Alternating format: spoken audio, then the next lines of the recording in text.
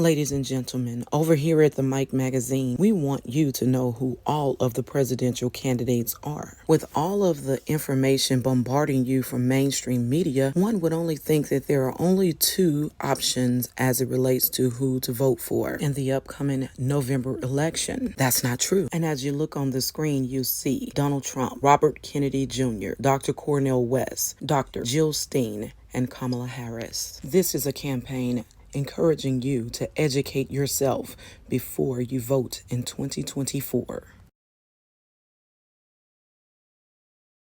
Before we get started, it is imperative that you understand that the bailout, the $700 billion bailout from Bush's administration, will come up when you listen to some of these presidential candidates. And for the sake of time, we're only going to talk about 3 of these candidates. Now back to the bank bailout. Let's take a trip down memory lane, or should we say Wall Street. The name Wall Street is Dutch in origin, and it was an actual wall replaced by a street. Now, in the Black community, when we hear Wall Street, we automatically think about Black Wall Street in Tulsa, Oklahoma, where Black people had a sense of pride and their own economy. History shows us that this ethnic enclave was bombed from the air, leaving Black generational wealth in ruins for years to come. The Mike Magazine was afforded an opportunity to interview Mr. Dimitri Muhammad of the Nation of Islam, who is the research minister, and this is what he had to say. The Asian community isn't afraid. The African immigrants aren't afraid. And the reason that these communities are not afraid is because they are not looking to have the problems of their people solved based upon who is in the White House. Right.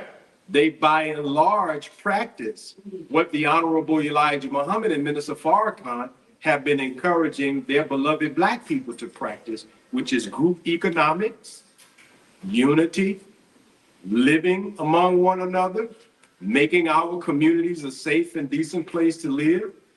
And if you look at what the Honorable Elijah Muhammad and Minister Farrakhan teach us, there is essentially no politician that would ever institute a policy that would interfere with us doing that. Right. Part of our issue is that we have not accepted what the Honorable Elijah Muhammad and Minister Farrakhan have been encouraging us to do. And believe it or not, sister, there are a lot of studies today. People don't like them, but they show that in many areas, even under so-called segregation, in many areas, the Black community was stronger. Here's another Black minister who's Christian, and he says democracy is on the ballot. Take a listen. To making America great again, because my conscience and my soul tell me when a person states America with the past tense language was great, I must speak up and say, what year are you talking about? Was it before I could vote, or was it a year I was considered nothing more as chattel? Was it a year when women did not have the right to vote? Or was it the year before unions had been organized? I cannot support anyone's false nostalgia of white supremacy. I believe democracy is on the ballot. Now back to Wall Street as we know it today. Did George Bush really bail out a bank or a shadow bank? What's the difference in the two?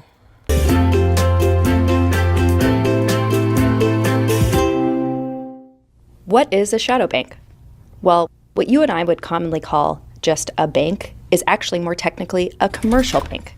And that means a bank that takes deposits from individuals and businesses, and it's insured by the government through the FDIC. Because of the government guarantee, depositors don't feel the need to run to the bank at the first sign of trouble and pull out their money. A shadow bank, on the other hand, does not take deposits, and so does not fall under the FDIC. Shadow banks are generally any entities that perform bank-like activities but are not regulated like traditional banks. Examples include investment banks, along with other complex financial intermediaries such as hedge funds, issuers of asset-backed securities, money market funds, and even some parts of traditional commercial banks, which are not covered by the deposit insurance guarantee. Take investment banks, one type of shadow bank. Investment banks are a different kind of bank without a comparable governmental guarantee for deposits or liabilities. The money they use comes from investors, not from depositors. So the investors are always asking, if I lend my money to an investment bank, are my funds safe? Will I get my money back? And these investors are more watchful, and sometimes even prone to panic if something seems to be wrong with the investment bank.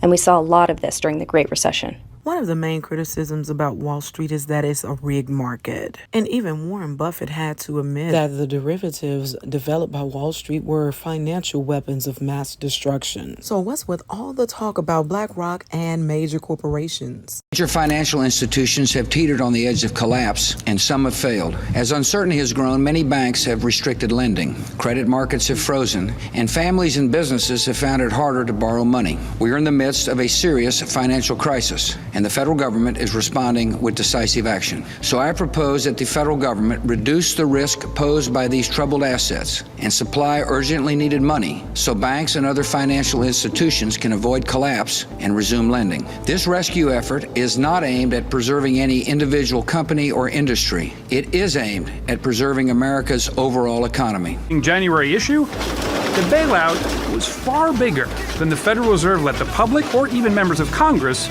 know at the time.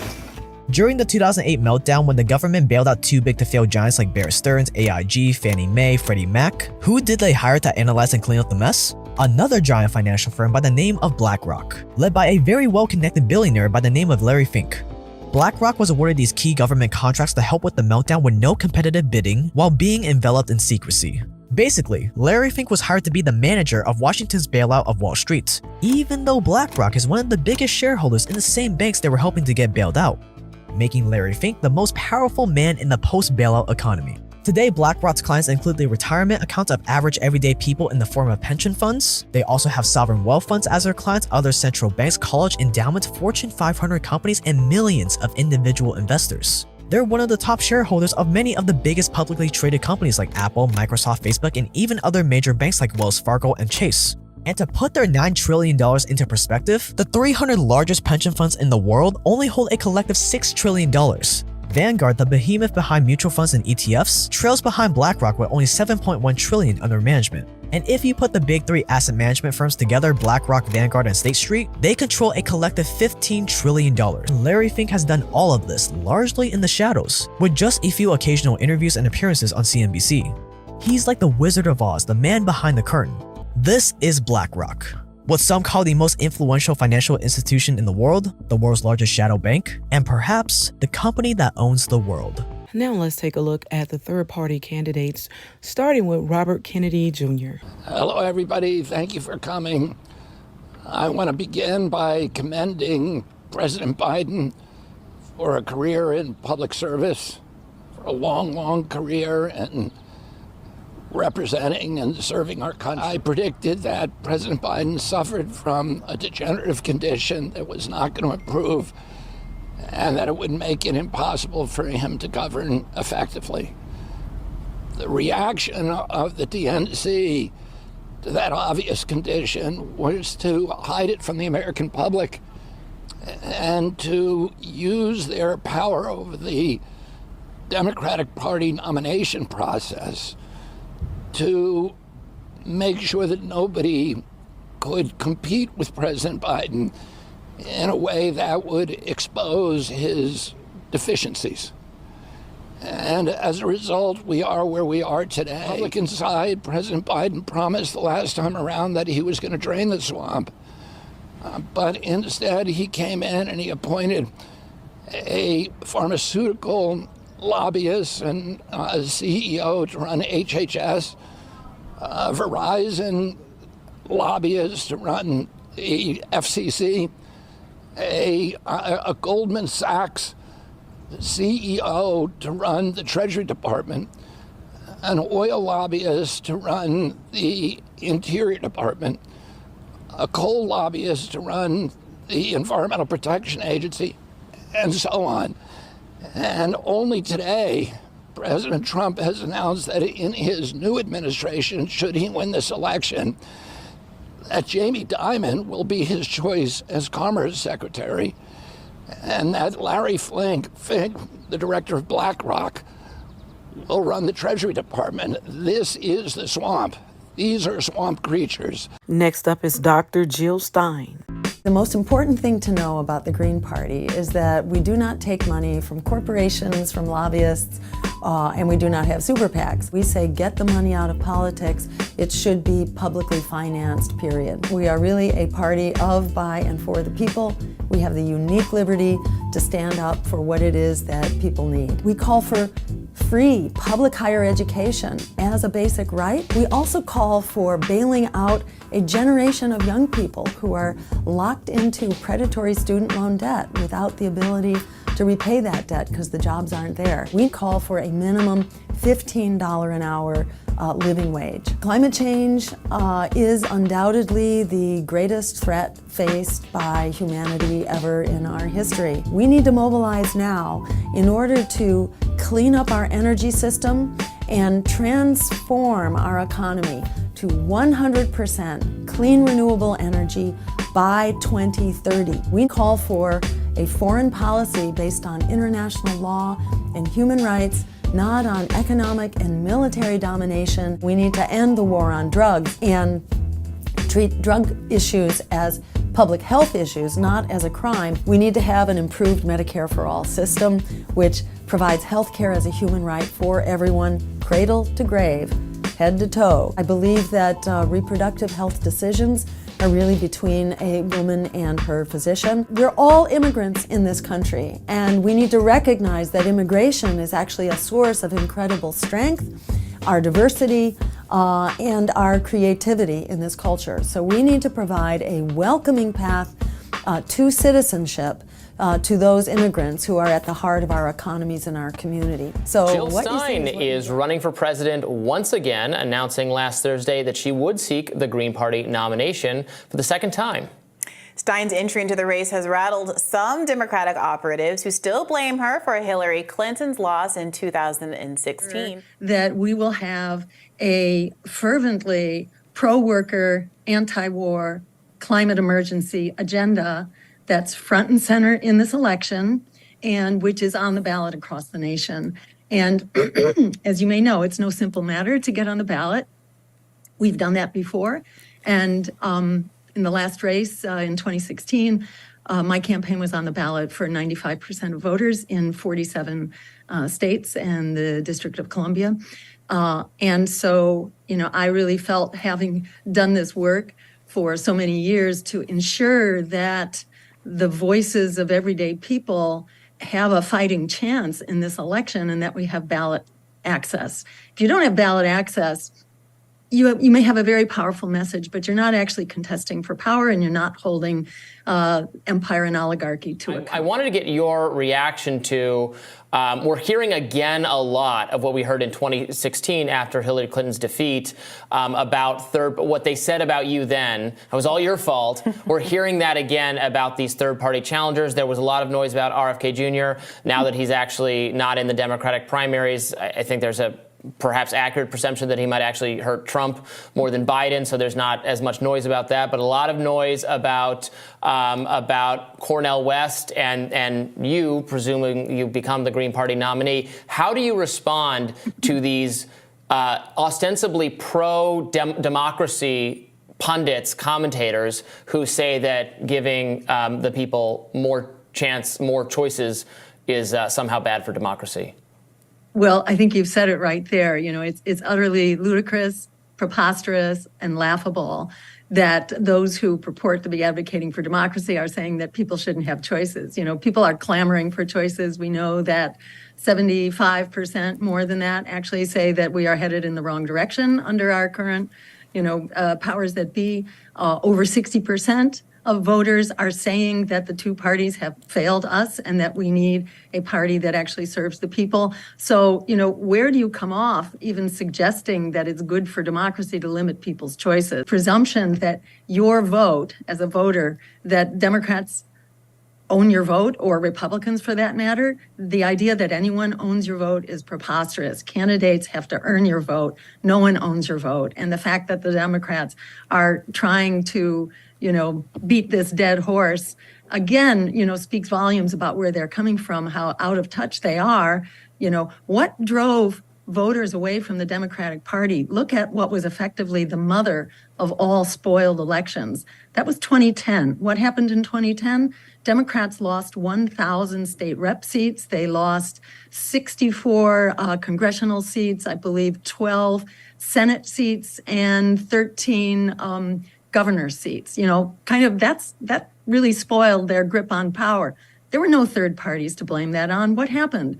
What happened was that the Democrats threw working people under the bus in the years prior with the crash of 2008 and the bailout of Wall Street, and millions of families were thrown out of their homes. Which, again, are a symptom of a absolutely failing political system, which is dragging us all down with it, which is why we are fighting as the only anti-genocide, anti-war, pro-worker, climate emergency choice already on the ballot for a majority of American voters. We're fighting to be on the ballot in every state because then it's harder for the media to sideline us and silence the voice of opposition here. And we're kind of it for opposing genocide as a major force in this race. Genocide, the war machine, crushing inequality, the failing economy, you name it. We have a disaster in front of our eyes rolling out in virtually every dimension of our lives, but it's a fixable disaster. So, the core here is this unbelievably violent and dysfunctional political system, which we are fundamentally challenging. And I want to encourage people, go to jillstein2024.com and support this fight. Help us get on the ballot in your state, or, volunteer or make a contribution to ensure that the American people will have a choice, and that we will force the real crises of our lives into focus here. The journalist went on to talk about an observation that he had made with mainstream media and the coverage as if the sky was falling. And he began to ask Dr. Stein about her being contacted by coverage of the fact media. that there were other candidates that worried Democrats could consider. Cornel West, RFK Jr., that wasn't even a concept. I assume your campaign had reached out to media outlets to get on, not just within the last 3 weeks, but in general.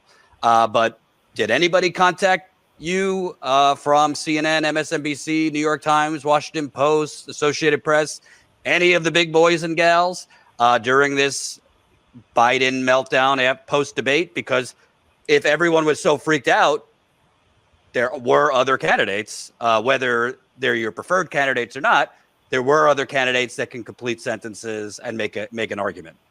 Surprisingly, almost none. And last but not least, Dr. Cornel West.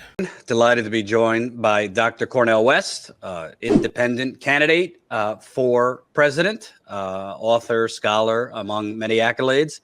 And I wanted to get your reaction because, boy, when the Democratic Party wants democracy to work out, it sure happens very quickly. Based on this journalist's observation, he is just saying how seemingly the Democratic Party has already anointed Madam Vice President Kamala Harris as the next person to have the nomination for the Democratic Party. Let's take a listen. Democratic nominee, they say there will be an open convention, but that's all theater because it does not seem anyone will really challenge her or have a chance. Big donors have already pledged $150 million in less than 24 hours. She did raise over $80 million, a lot of that small dollar. But I wanted your reaction because, one of the reasons you said you ran third party is you didn't think you could get a true Democratic opportunity to run in the Democratic primary. What are your thoughts on the party fighting for democracy, shall we say, expediting that very quickly for Kamala Harris? Well, I think rather you're seeing a Democratic Party that's being true to itself, that it's a plantation that's run by the paylords and the overlords who shape the framework and act as if they have democratic concerns, but have very little at all. All you have to do is be a third-party candidate or an independent candidate and try to gain access to a ballot. In various states, we've been doing this for a while. And as you know, we're increasing exponentially. We're up to 12, 13. We're going to be up to 25, 30, and 35 fairly soon. But we're cutting radically against the grain. But I mean, the reality is, though, brother, is that the predatory capitalist greed that sits at the very center of both parties, it sits at the center of the duopoly, makes it very, very difficult for people to feel as if they can really raise their voices and make a fundamental difference. Usually it's the fake version. That's what we saw with Obama. That's what you see with Biden. That's what you see now with Kamala Harris. And it generates unbelievable excitement, and understandably so. There's no doubt about that. People are desperate. People are deeply frustrated. But they too willingly consent to their own oppression because they too willingly confuse the grasshoppers with the butterflies, which is to say they think that what is real is going to be something that can deliver. And in fact, it turns out to be just another semblance. And I think with Kamala Harris, there's no doubt she wants to be the next Obama. The Black community now is fired up across the board to see whether, in fact, we can have the first Black woman and the first Asian woman president.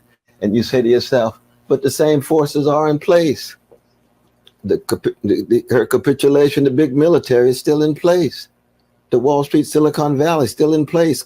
Her capitulation to Apex and the various lobbies that are actually supporting explicitly genocide. Her connection to AFRICOM, what's going on in Sudan and so forth, you see. Well, what happens to the commitment to truth in that? What happens to the commitment to justice? Because we're creating a terrain now where it's just either or. You either opt for the militarism, you opt for the Democratic Party plantation and its lies, or you opt for the fascism. And you have to, they figure that's either or, there's no space left. Well, that's been the history of so much of the American left. And it's certainly the history now at this particular moment. And it makes it in some ways more difficult. And it makes it in more ways more imperative, as it were. And that's something that we have to take very, very seriously. And that's why our campaign, has been attacked on a number of different levels in a number of different ways. Something I found astounding for the last 3 weeks, I mean, pretty much all of the coverage on cable news, in print, digital, has been will he or won't he, drop out, and Democrats panicking that they were going to lose to Trump.